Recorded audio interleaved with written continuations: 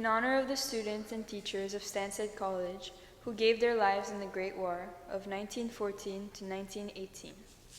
Stanley Aldrich, Philip Beeler, Arthur Bishop, Carl Brown, Edgar Christie, Albert D. Carter, DSO, Stanley Cooper, Wesley Dorman, Edward C.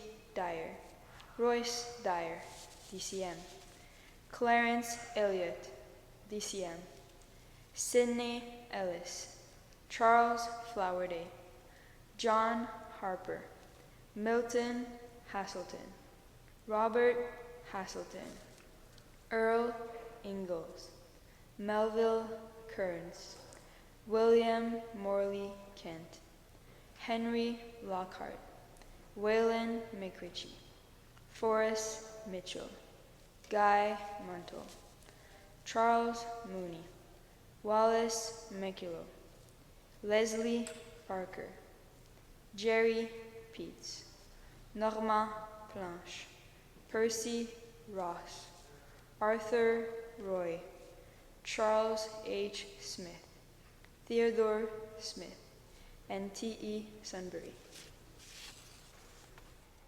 In honor of the students and teachers of Stanstead College who gave their lives in the Second Great War from 1939 to 1945. Gordon Aitken, Norman Ball, Donald Bennett, Donald Bidwell, David Binman, Renee Brandt, Edward Cadam, Wendell Curtis, Lloyd Farrow, Andrew Gooslin, Donald Jack, Kelso Johnston, Ronald Killick, Russell Langley, Lorne McDonald, Gerald McKay, Leslie McKay, DFC, Douglas McIntosh, Clarence Mark, Terry Modland, David Morton, Charles Niver, Frank Bill Pete, William Pope, Sven Rasmussen, Jack St. Dennis, Peter Savage, Howard Seifert, Donald Smartin, John Sandy Smith, Elwin Thomas, Alec Truman, Maxwell Varney, John Wells, and David Woodley. They shall not grow old, as we that are left grow old. Age shall not weary them, nor the years condemn. At the going down of the sun and in the morning, we will remember them.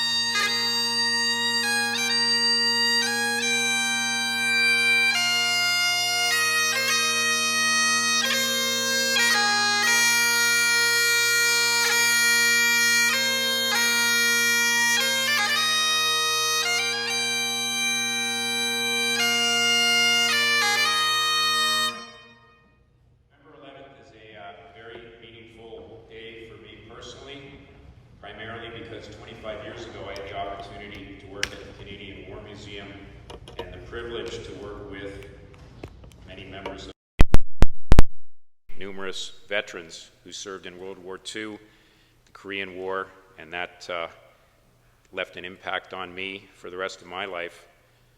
My grandfather, John Oswald Wolfe, served for 4 years in the First World War, fought in most of the major battles. He was a war hero, returned to Canada never really the same, never able to adjust to a normal life. As I mentioned at the beginning of today's service, I have not sacrificed anything for the freedom that I've enjoyed all my life. In fact, because I was born in 1959, I had the demographic good fortune to grow up in a peaceful, safe, happy, and prosperous Canada. World War I, World War II, and even the Korean War were long over by the time I came around, and even my dad, who was born in 1933, was too young to serve in World War II. And since I went to high school and then university in a time of growth, there were lots of openings, scholarships, and opportunities. I graduated, found a job, got married, and raised a family. For me, my family, and my friends, things were great. And all of that was just good luck, nothing more. I was born in the right place and at the right time. And as Mr. Ross always reminds me, we won the lottery. But what if I hadn't been so lucky? What if I had been born about 40 years earlier? It's pretty clear that my life would have been very different. First of all, I would have been a teenager during the Depression. Ouch. And then just the right age to go into the military when World War II started in 1939. At a minimum, the pause button would have been pushed on university, employment, marriage, and fatherhood. They would have all had to wait. And that is exactly what happened to hundreds of thousands of Canadians, including many who sat exactly where you are sitting today when they were students at Stanstead College. I say at a minimum because it's quite possible that I would have been killed or wounded at World War II battles like Hong Kong or Dieppe, or in Sicily, or on the beaches of Normandy, or during the 1945 campaign that liberated Holland. Maybe if I'd enlisted in the Navy, I might have drowned on a ship that was torpedoed in the North Atlantic Sea.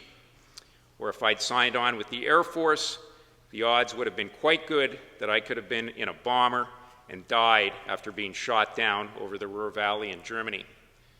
That good luck, great luck really, that allowed me to live and thrive was not around for many thousands of Canadians born less than a handful of decades before me. In fact, 42,000 of the 1.1 million Canadian men and women who enlisted were killed in the Second World War, including 35 students and teachers from Stanstead who died in defense of their country. And what if I'd been born, say, 60 years earlier? Then it would have been the First World War that shaped my life, and my chances of survival at that time would have been even less. 1 in 10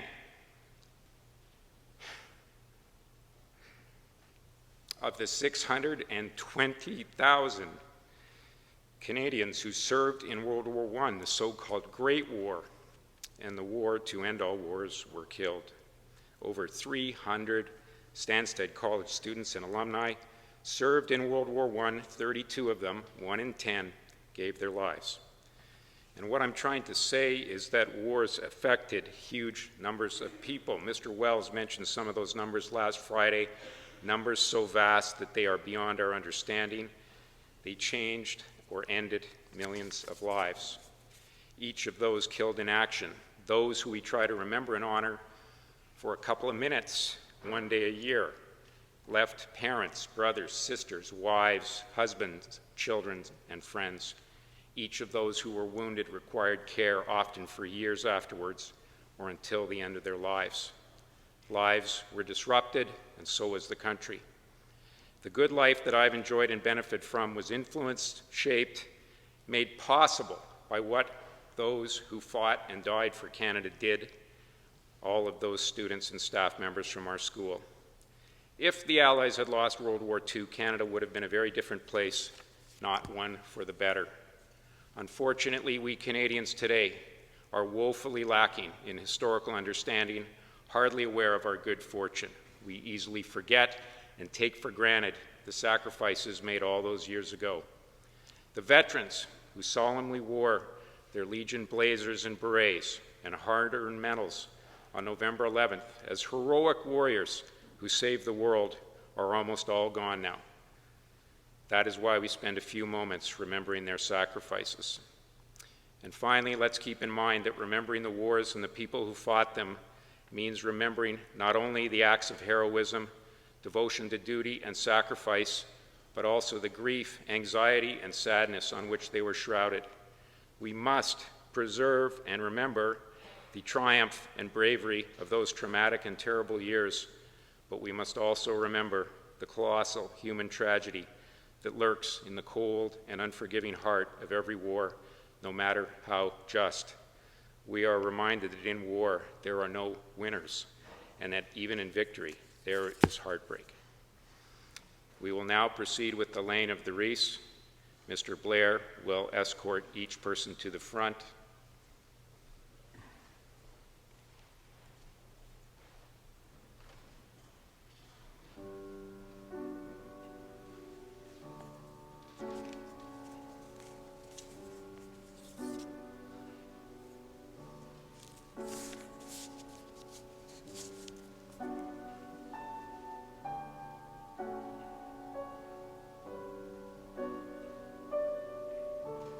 Representing the Stanstead College students, Axel Jalajarvi, in honor of the First World War, 1914 to 1918.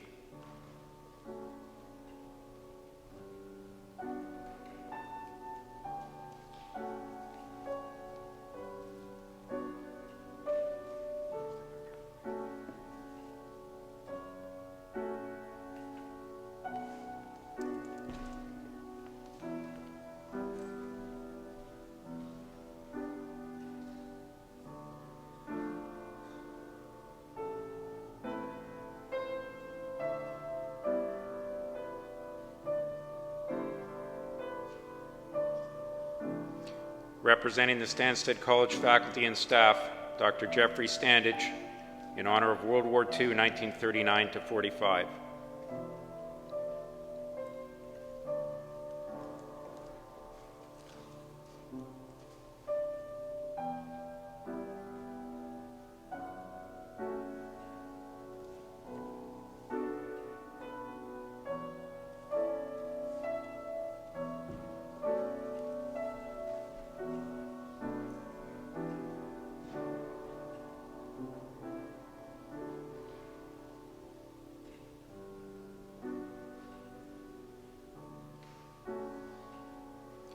Representing the Stanstead College trustees and alumni, Mr. Jesse McCrae.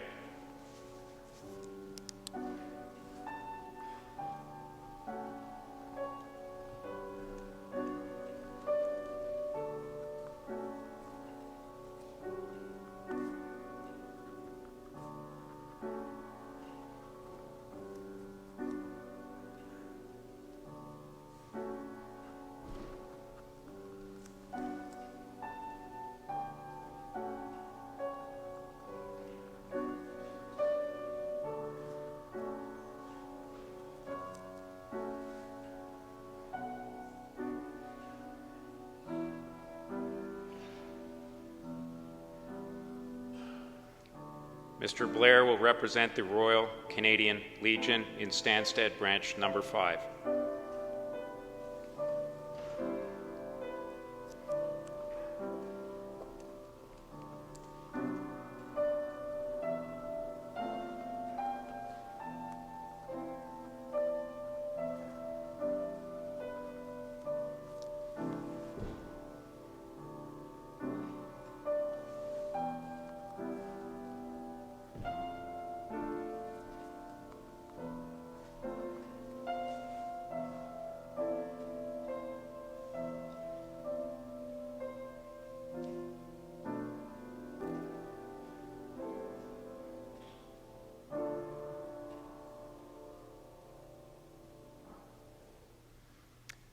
Thank you, everyone. This concludes our Remembrance Day ceremony. I'd like to thank you for your time, attention, and respect on this important day. Thank you to Ava St. Pierre, Ms. Campbell's AP English Literature class, our head prefects, Rosamund, Sophia, Mr. Grenier and his ensemble, including our soloist Dora and Cindy, and all Mr. Blair, and all of our wreath presenters. Have a good break, everyone. Thank you.